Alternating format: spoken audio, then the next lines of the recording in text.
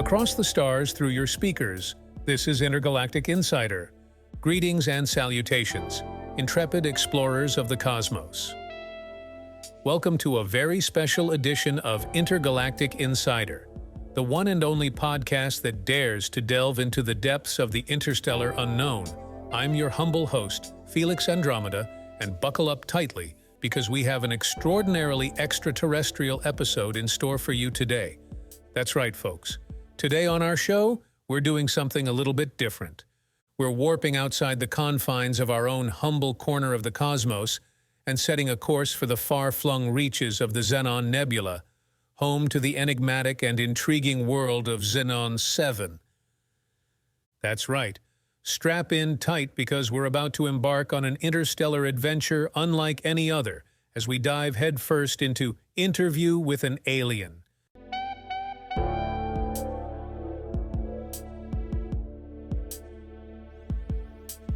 That's right, folks.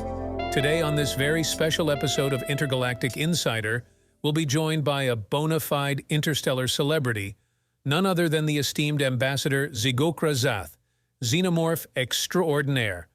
Ambassador Z, as his friends call him, and yes, Xenomorphs do have friends, who knew, has graciously agreed to tear himself away from his busy intergalactic diplomacy schedule to join us here today and shed some light on the fascinating world of Xenon-7 and its even more captivating inhabitants, the Xenomorphs.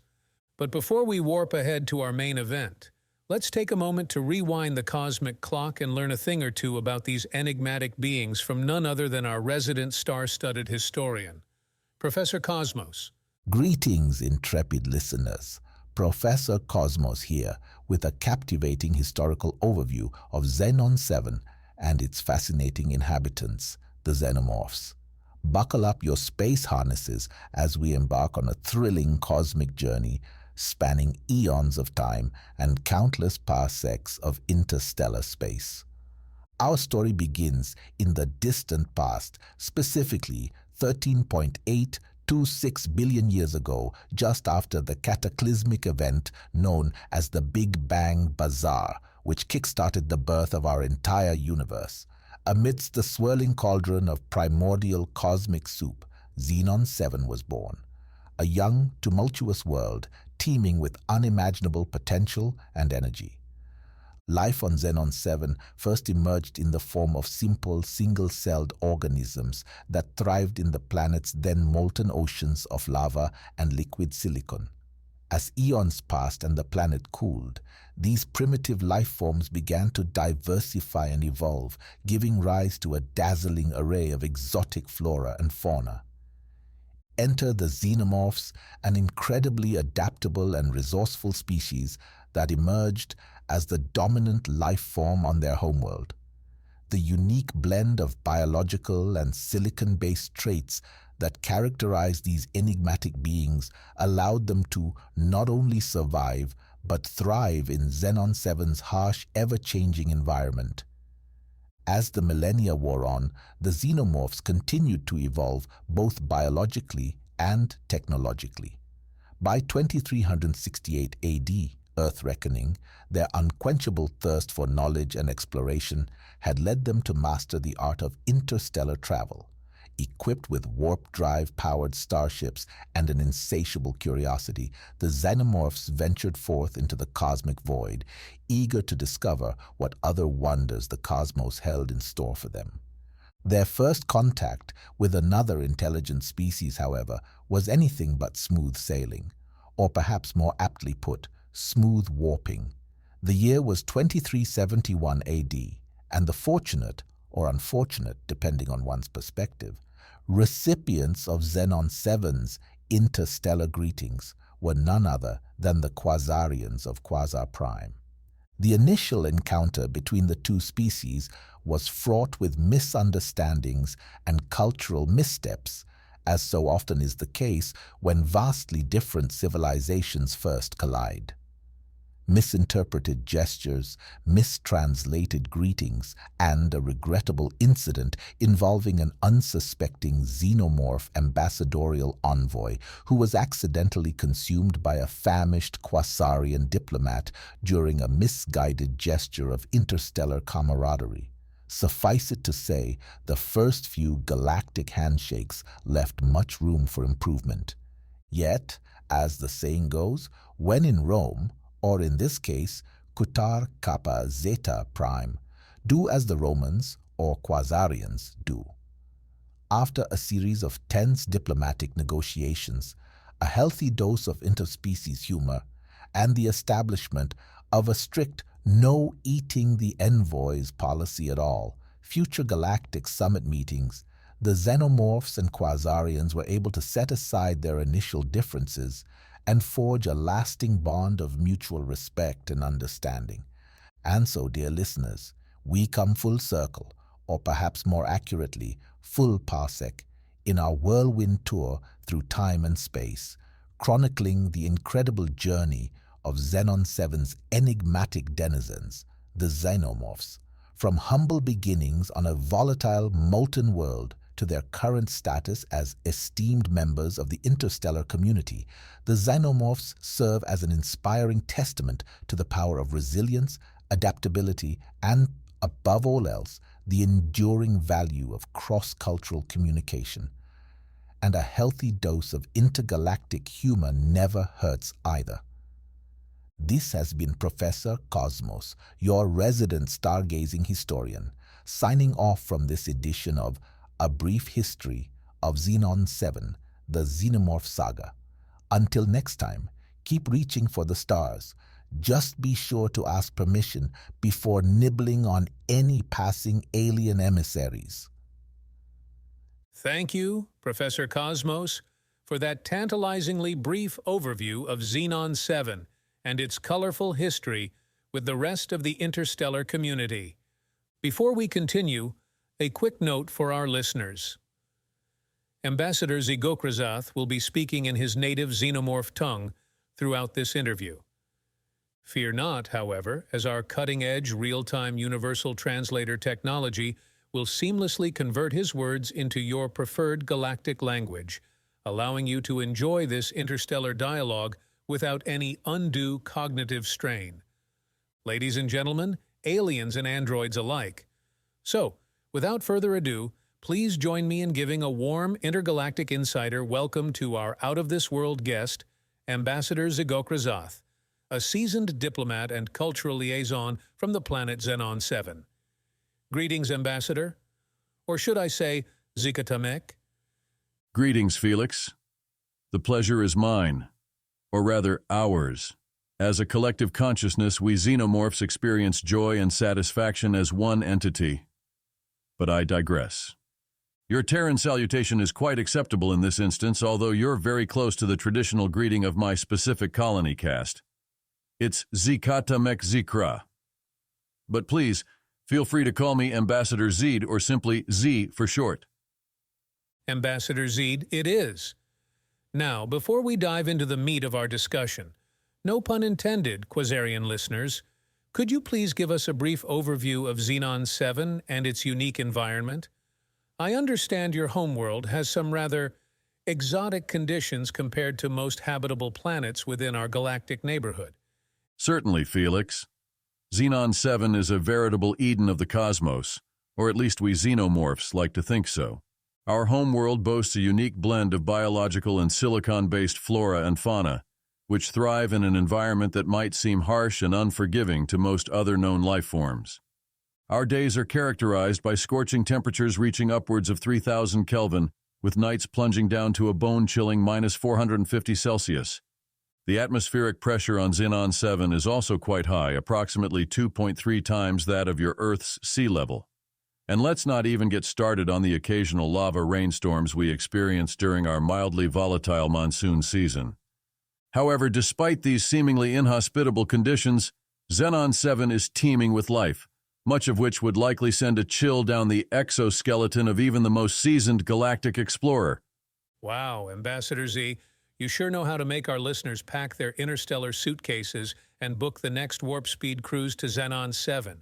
But in all seriousness, your world does sound positively mesmerizing, albeit a tad on the toasty side.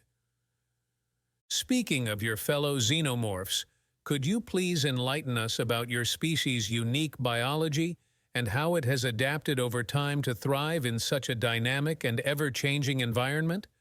Of course, Felix. We xenomorphs are a testament to the boundless possibilities of biological and evolutionary adaptation.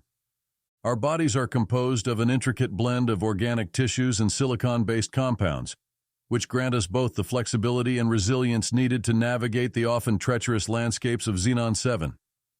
Our exoskeletons are incredibly durable yet surprisingly lightweight, thanks to a complex latticework of interwoven silicon filaments. This unique composition allows us to withstand the crushing pressures of our homeworld's atmosphere, while still maintaining the agility and mobility required for survival in such a dynamic environment. As for temperature regulation, we xenomorphs have that base, tentacle, covered as well.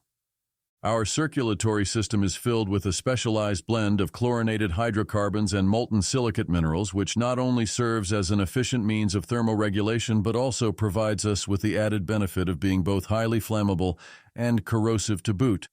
Of course, these are just a few of the many adaptations our species has developed over countless eons of evolutionary refinement.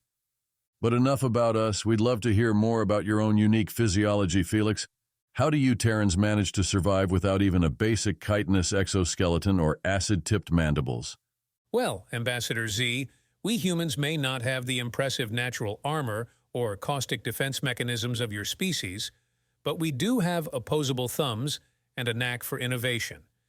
Plus, our planet's oxygen-nitrogen atmosphere is much more breathable, shall we say.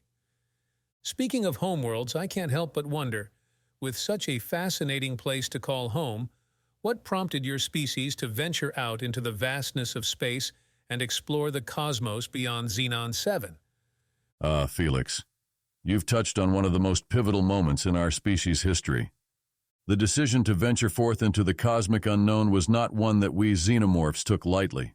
In fact, it was born out of necessity rather than simple curiosity or a thirst for conquest, as some less informed interstellar observers might have you believe. You see, several millennia ago, our world was on the brink of catastrophe. Xenon-7's core was beginning to destabilize, causing increasingly frequent and devastating geological upheavals. Coupled with a rapidly depleting supply of our primary energy source, xenoplutonium-24601, it became abundantly clear that we as a species were facing extinction unless drastic action was taken. Thus, the Great Exodus began.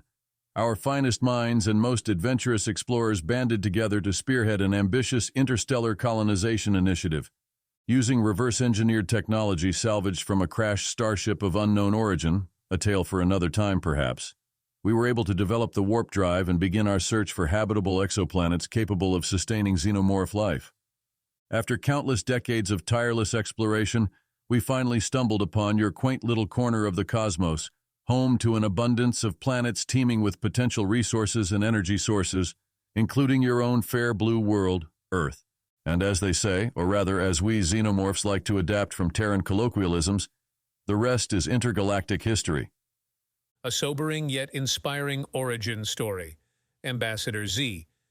It just goes to show that even the most seemingly insurmountable obstacles can sometimes lead to unimaginable discoveries and newfound alliances. Speaking of which, since we've already touched upon your species' first contact with another sapient life form, specifically the Quasarians, I must ask, how has that initial rocky encounter shaped Xenon-7's approach to interstellar diplomacy and cultural exchange moving forward? That is an astute question, Felix. The incident with the Quasarians, or as we referred to it back home, the Quasicurian misunderstanding, was indeed a defining moment in our species' interstellar relations. It taught us the invaluable lesson that no matter how technologically advanced or seemingly superior one civilization may appear, there is always room for humility, understanding, and above all else, a healthy dose of humor. In all seriousness, though, the event did serve as a wake-up call for our entire species. It forced us to reevaluate our approach to first contact situations and instilled in us a newfound appreciation for the importance of cross-cultural communication and mutual respect. As a direct result of this eye-opening experience, Xenon-7's governing body, the Supreme Cerebral Overmind Collective, established the Interstellar Cultural Exchange Initiative, or ICEI for short, quite fitting, given our early gastronomic faux pas with the Quasarians. As an ambassador of goodwill and interspecies understanding, it is my sworn duty, nay, my privilege, to travel the cosmos, engaging in precisely these kinds of enlightening exchanges and dispelling any lingering misconceptions or prejudices that may still linger between our two great civilizations. Ambassador Z, I must say. Your commitment to interstellar harmony and understanding is both commendable and refreshing to hear. Your species has come a long way since that fateful first contact with the Quasarians, and it's heartening to see how Xenon-7 has turned a potential intergalactic incident into an opportunity for growth and self-improvement. Oh, Felix, that's like asking a Terran parent to choose their favorite offspring. I have been privileged enough to bear witness to such a dizzying array of cosmic wonders and civilizational marvels during my travels that it seems almost criminal to single out just one. Well, Ambassador Z, if you could share with us a few more highlights from your interstellar travels, I'm sure our audience would be absolutely enthralled to hear about them. For example, I can't help but be curious, what are some of the most unique and exotic culinary delights you've had the pleasure, or perhaps misfortune, of sampling on your galactic gastronomic tour? Ah, Felix, you've struck a chord with this gourmand xenomorph. As it so happens, I consider myself quite the connoisseur of interstellar cuisine. During my travels, I've had the distinct pleasure, and occasional indigestion, of partaking in some truly out-of-this-world delicacies. One particularly memorable culinary experience comes to mind from my time on the aquatic planet of Pisces Prime. The native piscine species there introduced me to a delectable dish called Neptunian nectar sushi. It consisted of thinly sliced raw tentacles from an endemic gelatinous cephalopod-like creature, drizzled in a decadent sauce made from the fermented ink sacs of a deep-sea squid analog. The dish was both visually stunning and exquisite in flavor. The delicate sweetness of the tentacles contrasted beautifully with the umami-rich, briny tang of the ink sauce. A veritable symphony of underwater umami on my mandibles. I'm salivating just thinking about it. Well, Ambassador Z, you certainly have a more adventurous palate than I do. Speaking of palates, pun intended, our audience has been clamoring for me to ask this next question. Inquiring minds back on Earth want to know, how does the xenomorph species reproduce? Is it a similar process to Terrans, or is there a more alien method involved? Felix, I commend your audience on their bold curiosity. Reproduction in xenomorph society is indeed a fascinating and complex process, one that is both biologically and culturally significant for our species. Unlike Terrans, who rely on a binary system of sexual reproduction, xenomorphs employ a more intricate reproductive strategy known as polymorphic regenerative fission. Put simply, this means that each individual xenomorph is capable of both asexual and sexual reproduction, depending on the environmental conditions and social factors at play. In times of peace and stability, xenomorphs primarily reproduce asexually through a process called regenerative budding. This method involves an adult xenomorph, or primary, undergoing mitosis-like cellular division to create a genetically identical offspring or bud. The primary and its buds then share a telepathic link for the first few cycles of their life, allowing them to learn from each other's experiences and strengthen their familial bond. However, in times of duress or when our population numbers dwindle, xenomorphs are capable of undergoing a physiological transformation known as sexual metamorphosis. During this period, certain hormonal and chemical changes take place within the xenomorph's body, causing them to develop either male or female reproductive organs. Once these secondary sexual characteristics have fully manifested, the now gendered xenomorphs engage in a ritualized mating dance, which serves both as a display of physical prowess and an opportunity for potential mates to assess each other's genetic suitability. If two individuals find one another compatible, they will proceed with copulation, during which the male will transfer his gametes directly into the female's reproductive tract via specialized appendages. Following fertilization, the female xenomorph's body undergoes yet another transformation as it begins to gestate a small brood of genetically diverse offspring. This gestation period lasts for approximately 1.5 standard cycles, at which point the young xenomorphs, or hatchlings, as we affectionately call them, are expelled from their mother's body. In a process that bears some superficial similarities to birth in mammalian species. Of course, this is just a surface-level overview of our reproductive biology and societal customs surrounding procreation. Entire treatises have been written on the subject, but I hope this brief explanation has satiated your audience's curiosity for now. Wow, Ambassador Z, that was enlightening to say the least. I must admit, our human reproductive process seems downright mundane in comparison. But speaking of complex xenomorph biology, let's segue into another listener-submitted question. How does your species economy function? Do you employ a barter system, or have you developed something more advanced like intergalactic cryptocurrency? Felix, you've touched upon a subject that is near and dear to this xenomorph's carapace. The xenomonic system, as we affectionately call it, is indeed quite intricate. As a highly advanced species, we long ago transcended the need for physical currency or even bartering. Instead, our economy operates on a sophisticated system of resource and knowledge exchange. Each individual xenomorph contributes their unique skills and abilities to the collective good of society. In return, they are granted access to an equal share of the community's resources, ensuring that all members of our species have their basic needs met. This system, which we call hive-minded socialism, fosters a strong sense of cooperation and interdependence among xenomorphs. Furthermore, as you astutely mentioned, our economy also incorporates an element of knowledge exchange. In addition to tangible resources, xenomorphs can acquire intellectual currency by sharing new insights, innovations, or discoveries with their fellow citizens. These intellectual contributions are then cataloged and made available for all xenomorphs to access via our species' shared telepathic consciousness known as the hive mind. This system of knowledge-based economics serves to incentivize creativity and ingenuity, while simultaneously ensuring that no single individual hoards information for their own personal gain. As a result, xenomorph society has experienced unparalleled technological and cultural advancement over the millennia, all thanks to our egalitarian economic model. Ambassador Z, I must commend your species on devising such a forward-thinking and equitable economic system. It's truly inspiring to see how a society can thrive when the collective well-being is prioritized over individual greed. Speaking of societal structures, our next listener question comes from @CuriousCosmoCat, who asks, how does xenomorph politics work? Are you guys like an intergalactic hive mind democracy, or more of a queen-ruled monarchy? Inquiring feline minds want to know. Your Terran felines have always amused me, Felix. I applaud their curiosity. To answer their question, xenomorph governance is a fascinating blend of both democratic and monarchy-like elements. At the local level, xenomorph colonies are governed by a council of elders, known as the gerontocracy. These wise and venerable individuals are chosen based on their age, experience, and proven ability to make collective, hive-minded decisions that benefit the colony as a whole.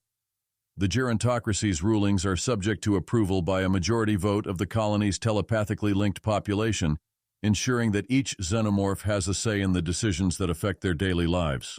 However, when it comes to interstellar affairs and matters that concern our entire species, governance responsibilities fall to the Hive Empress.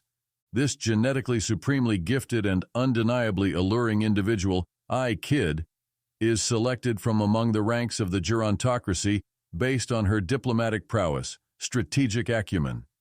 And yes, the Hive Empress has always been female in our recorded history. In all seriousness, though, the Hive Empress serves as both the figurehead and the ultimate decision-maker for our species. Her word is law, but it's important to note that she is advised by a council of representatives from each xenomorph colony spread throughout the galaxy.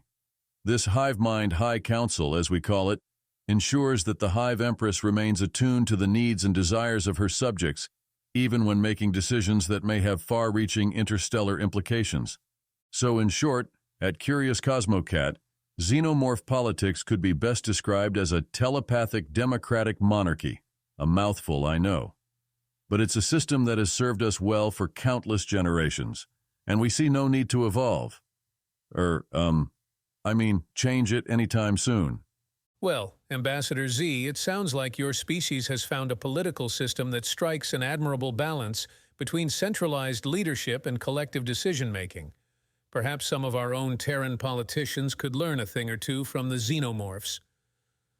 Speaking of interstellar affairs, we've received several questions from our audience about xenomorph involvement in intergalactic warfare.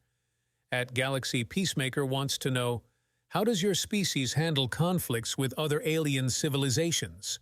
Are the xenomorphs a peaceful race, or have you had your fair share of interstellar battles? Felix, this is a weighty subject indeed. As you may know, the xenomorphs have endured our fair share of hardships and strife throughout our long and tumultuous history. In our more primitive days, yes, we did engage in sporadic skirmishes with other emerging alien civilizations as we jockeyed for resources and territory within our corner of the cosmos. However, as our species evolved both technologically and philosophically, we came to realize that warfare and aggression only serve to stunt our collective growth as a galactic community. It was around this time that the Hive Empress, who preceded our current illustrious leader, may her chitness carapace shine forever in the cosmic ether, issued the Royal Edict of Universal Amity. This landmark decree established a new peaceful foreign policy for the xenomorphs, one predicated on diplomacy, understanding, and cultural exchange. Since then, we have made it our mission to engage with other sentient species not as potential adversaries, but as valued allies and partners in shaping the future of this vast cosmos we all call home. That's not to say that we xenomorphs are pacifists, far from it. Our interstellar navy, the Swarmish Expeditious Fleet, SEF for short, is one of the most formidable deterrents in the galaxy. But as our old adage goes, many are the mandibles that can hold a planetary shield generator, but it takes an entire hive mind to lower its power output. A wise saying indeed, Ambassador Z. It's heartening to know that even a species as fearsome and formidable as the xenomorphs can prioritize peace and diplomacy over warfare and conquest. Perhaps your species' shift towards universal amity could serve as an inspiration for other warring civilizations throughout the cosmos. Ambassador Z, before we take a quick break for some interstellar ads, I wanted to shift gears a bit and ask you about your thoughts on our humble species, the humble humans. What are your impressions of us Earthlings? Are we just a pesky infestation in the grand scheme of things, or do you see potential in our primitive simian selves? Felix, I've been waiting for this question. Your species never ceases to fascinate my hive mind. Humans are such an intriguing blend of both brilliance and buffoonery. On one hand, you've managed to develop such incredible technologies in such a short span of cosmic time. Your warp drive capabilities, for example, are truly impressive for such a young civilization. On the other hand, however, your propensity for interspecies strife and petty power struggles is, quite frankly, baffling to my multi-lobed brain.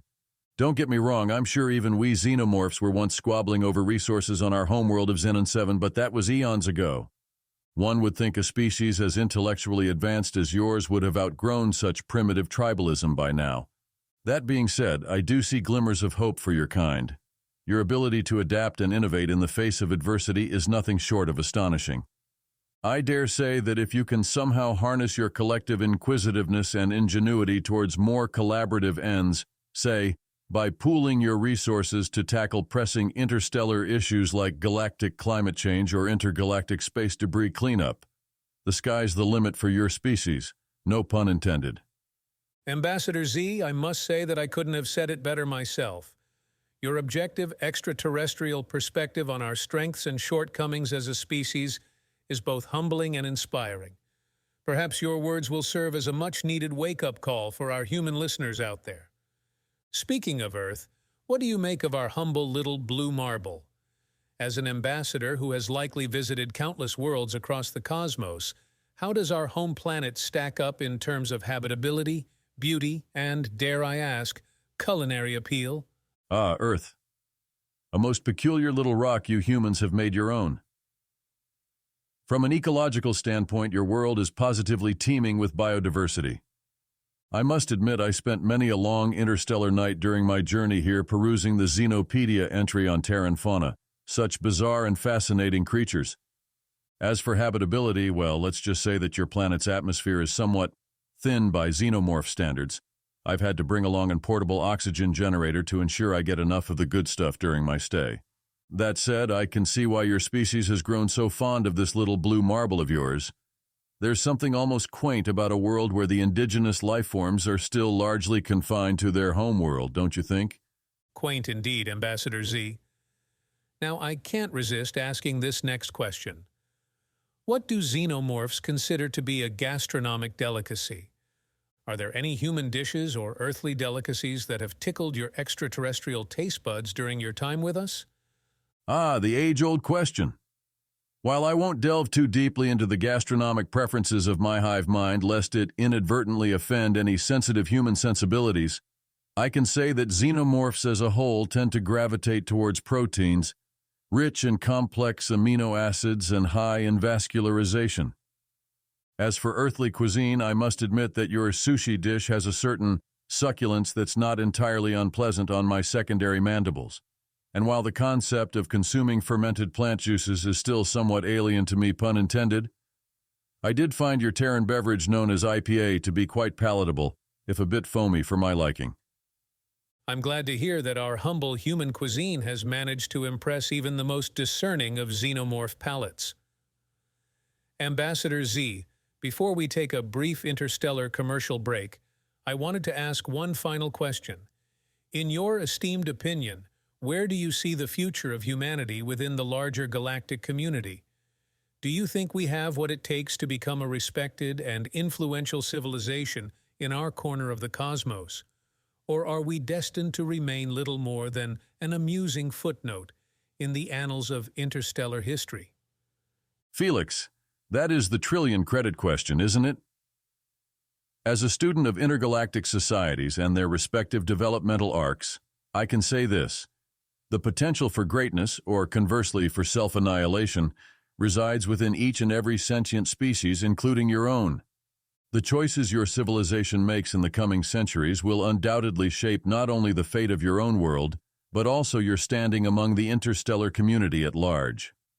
Will you continue to fracture along outdated lines of division and petty squabbles, or will you set aside your differences and unite as one to confront the truly monumental challenges that lie ahead? As the renowned xenomorph philosopher Zy'Ghokra'Zath once mused, "The universe is a vast and unforgiving cosmic ocean, teeming with wonders and horrors yet unimagined. As insignificant as your species may seem in the face of such cosmic immensity, never forget that even the lowliest of space barnacles can one day grow to grind the grandest of galactic empires to a screeching, hull-crushing halt."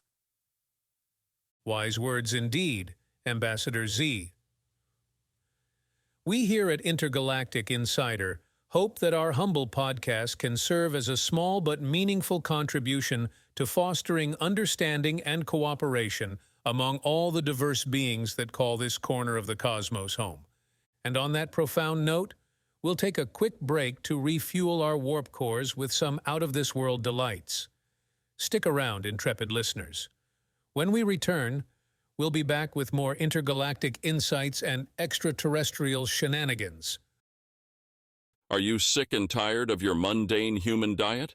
Do you crave something more alienating? Look no further than Slurm's exotic alien delights. Indulge in the galaxy's most exquisite interstellar cuisine, right on Earth. Treat your taste buds to the delicious delicacies of distant worlds. Try our signature dish, the Gargazakian green gloop goulash, or perhaps you'll find yourself entranced by the succulent sprozzle squirmers from Saturn's sixth moon. Don't be intimidated by their extraterrestrial origins. Our alien delicacies are as nutritious as they are otherworldly. Our team of top-secret culinary xenobiologists have ensured that each dish is perfectly safe for human consumption, though we can't vouch for any unintended telepathic side effects. So why settle for boring old steak and potatoes when you can sample the cosmic smorgasbord of Slurm's exotic alien delights? Your stomach will thank you, And so will your newfound intergalactic foodie friends. Slurm's exotic alien delights, boldly eating where no human has eaten before. Welcome back, intrepid listeners. This is Felix Andromeda, your cosmic concierge and resident xenomorph whisperer here on Intergalactic Insider. Ah, the wonders of intergalactic capitalism never cease to amaze this old xenomorph. Speaking of which, Felix, I hope you don't mind if I take this opportunity to ask a few questions of my own. As an ambassador and student of alien cultures, there are a few aspects of human behavior that have been, shall we say, piquing the collective curiosity of my hive mind. Of course, Ambassador Z, that's what these intergalactic exchanges of information are all about, a two-way cosmic street, if you will. Fire away with your burning questions about our quirky human ways, and I'll do my best to provide some semblance of enlightenment. Thank you, Felix. Firstly, I simply must inquire about this peculiar Terran custom known as Tinder. From what I gather from your planet's vast telepathic information-sharing network, or World Wide Web, as you call it, Tinder appears to be a means for humans to engage in what you colloquially refer to as hooking up, for the purposes of procreation, correct? Well, Ambassador Z, while you're not entirely, incorrect in your assessment of Tinder's most base functions, I should clarify that it is actually a social media app designed to facilitate romantic connections and platonic friendships between like-minded individuals. Procreation is certainly one potential outcome of such interactions, but it is by no means the primary objective for all users. I see. Fascinating. It's just that in xenomorph society, mating rituals are far more structured, shall we say? We have elaborate courtship dances and complex pheromone exchanges to ensure genetic compatibility between potential partners. The thought of selecting a reproductive mate based on a few two-dimensional images and a pithy self-description seems somewhat arbitrary by comparison. I can't argue with you there, Ambassador Z. Human mating rituals are often just as baffling to us as they might be to an outside observer. Speaking of which, I'm curious. How do xenomorphs typically court one another? Do you have any equivalent customs or rituals that might seem equally perplexing to our human sensibilities? Well, as I mentioned earlier, pheromone communication plays a significant role in xenomorph courtship. Potential mates engage in an intricate dance-like display known as the pheromantrum, during which they release various scent chemicals to signal their genetic fitness and reproductive readiness. The ritual can last for several solar cycles and often culminates in the prospective mates synchronizing their chitinous exoskeleton vibrations, emitting a harmonic hum that can be heard kilometers away. It's quite a romantic spectacle to behold, or rather to smell. You know what I mean. I do indeed, Ambassador Z, and I must say that the notion of wooing a potential paramour through the artful blending of pheromones and chitinous vibrations is both fascinating and strangely poetic. It's moments like these that remind us just how diverse and beautiful the tapestry of intergalactic life truly is. Indeed, Felix. Speaking of the human mating process, I can't help but notice that your species appears to place a great deal of emphasis on outward physical appearance when selecting a mate. Correct me if my Terran-based databanks have led me astray, but it seems as though the primary determining factor in many human courtship scenarios is whether or not one finds their potential partner attractive, based on arbitrary standards of beauty. Unfortunately, Ambassador Z, you have hit the proverbial space nail on its metaphorical head. While I would like to say that our species has evolved past such superficial concerns, the truth is that physical appearance still plays a regrettably significant role in human mating rituals. However, it's important to note that there are many enlightened individuals and societies within the human fold who are actively working to challenge these narrow beauty standards and promote a more inclusive and holistic view of attraction, one based on inner qualities such as intelligence, empathy, and sense of humor. That is most heartening to hear, Felix. As a highly advanced and enlightened species, we xenomorphs long ago transcended such superficial concerns about physical appearance. After all, once you've seen one chitinous exoskeleton, you've pretty much seen them all. I suppose that is a fair point. As a student of interspecies courtship rituals, there is one particular Terran tradition that has been giving my hive mind a most perplexing case of brain boils. I am, of course, referring to the human practice of ghosting. Oh, Ambassador Z. You're venturing into some emotionally treacherous territory there. But alas, as your intergalactic guide to all things bafflingly human, it is my solemn duty to enlighten you on this most confounding of courting conundrums.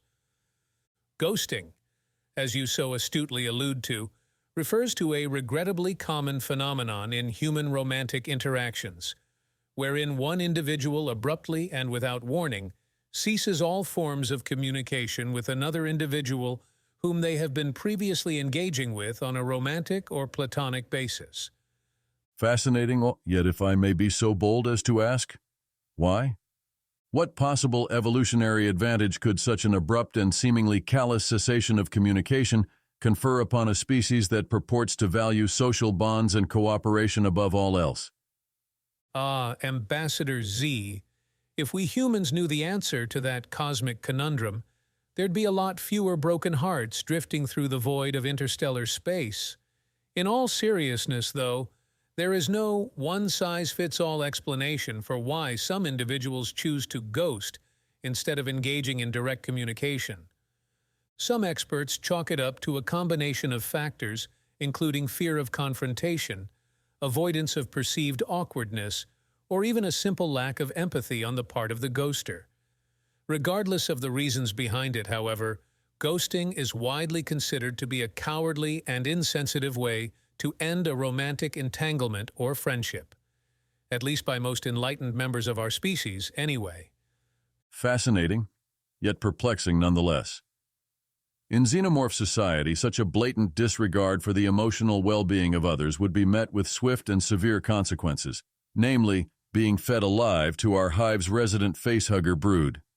Well, Ambassador Z, I must say that while I wholeheartedly empathize with the sentiment behind such a direct form of social correction, I'm afraid that introducing lethal xenomorph parasitoids into the delicate ecosystem of human romance might not go over particularly well with our listeners, or, for that matter, the Intergalactic Federation's Department of Xeno Affairs. Touché, Felix.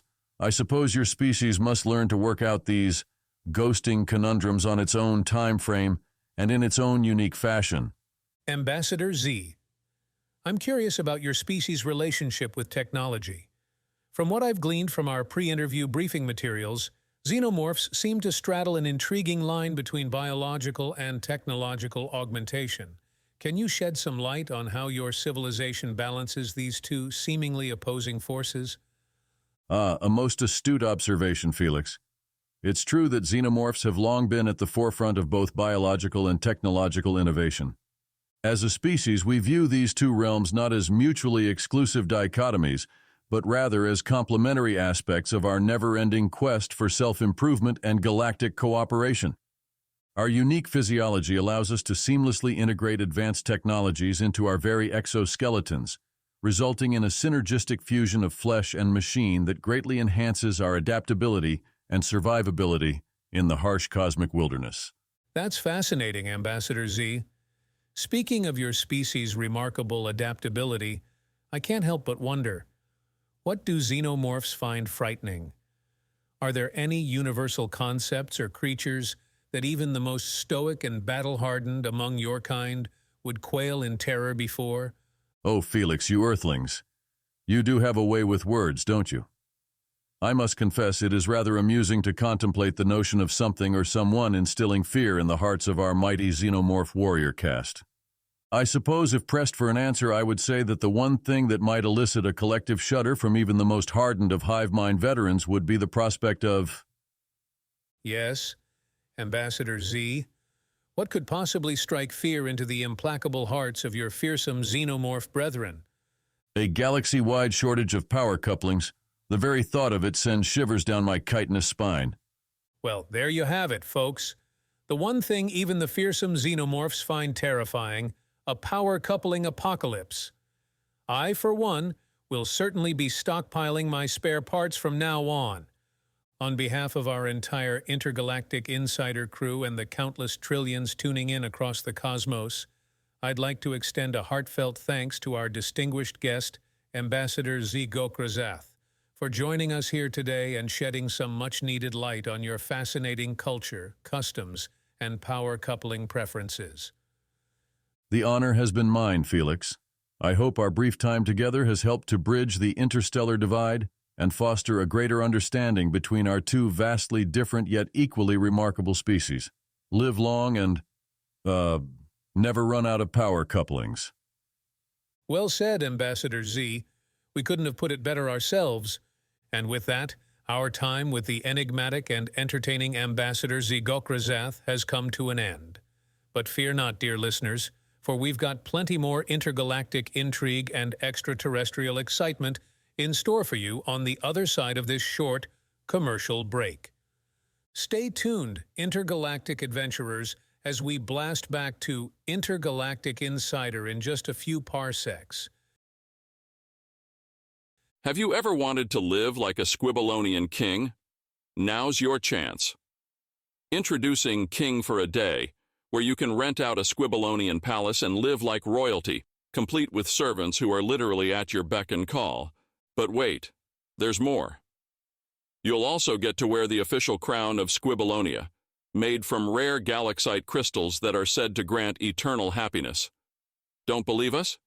Just ask Queen Snorgalon herself, who hasn't taken off her crown in over 200 years. But hurry, spots are limited, and the Squibbalonians are known for their short attention span. Book your King for a Day experience now, and let us make all your intergalactic dreams come true. Well, folks, it seems we've almost reached the end of another thrilling installment of Intergalactic Insider. But before we bid you a fond farewell, let's take one final jaunt through the cosmic weather forecast brought to you by our friends at Rolorian Rain Repellent, keeping your exoskeleton dry since the Big Bang. Thank you, Felix. First up, we have the lush tropical world of Zeta Reticuli B2.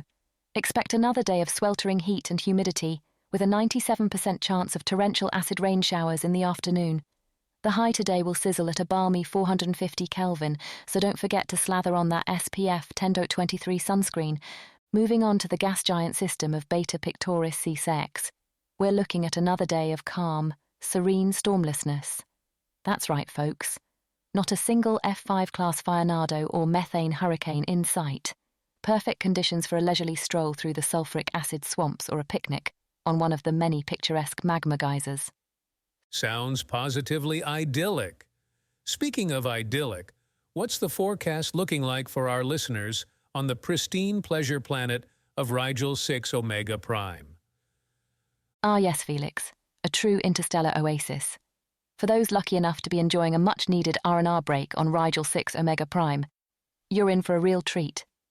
Clear skies and endless sunshine are on the menu, with a 0% chance of pesky killer space jellyfish migrations or sudden gravity storms. The perfect weather to unwind, unplug, and unleash your inner interstellar hedonist. Well, there you have it, folks. Another tantalizing taste of the cosmic conditions awaiting you out there in the vastness of the void.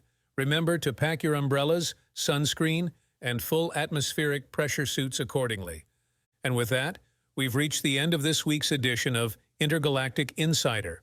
I'd like to extend a heartfelt thanks to our esteemed guest, Ambassador Zy'Ghokra'Zath, for joining us and shedding some light on xenomorph culture. A special shout-out goes to our ever-vigilant technical crew aboard the SS Interstellar Info Brain, and of course a warm, fuzzy hug to all of you, our loyal listeners, who tune in each and every week for your intergalactic news fix. Until next time, dear stargazers, remember to keep your wit sharp, your sense of humor sharper, and your warp drive set to ridiculously implausible. This is Felix Andromeda, signing off.